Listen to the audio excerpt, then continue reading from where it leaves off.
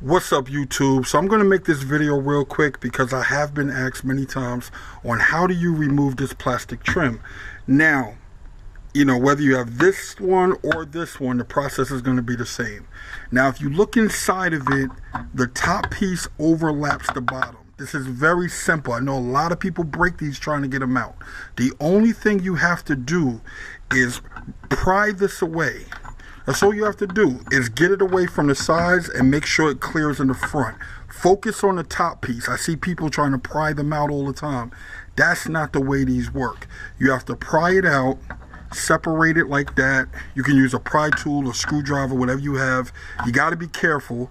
And then once you get that cleared, where you have a space like here and a space like here, then you're good. Then all you got to do is work it out a little bit, right? Like that. Let me put this down. You work it out like that way you know you're clear, and then pull this down. That's it. Hold on. There.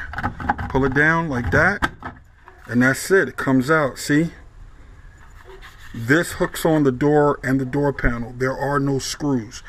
Now, once you get the top half out, bottom pops right out, as you guys see. See? Nice and easy. Now, if you're doing the side with the handle, it's the same process.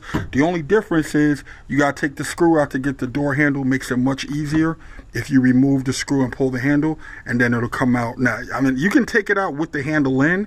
You're just going to be fighting with this in your way. So it's easier to just pull the handle, remove that bolt, and then pull it out just like I did that side. That's it. I hope this video helps you guys. I'll catch you guys on the next one. Also, let me just say this. Make sure you subscribe to the van playlist. I'm going to leave a link below for all the best Dodge van videos on YouTube. I'm going to leave it in the description below. All right, guys. I'll catch you on the next one.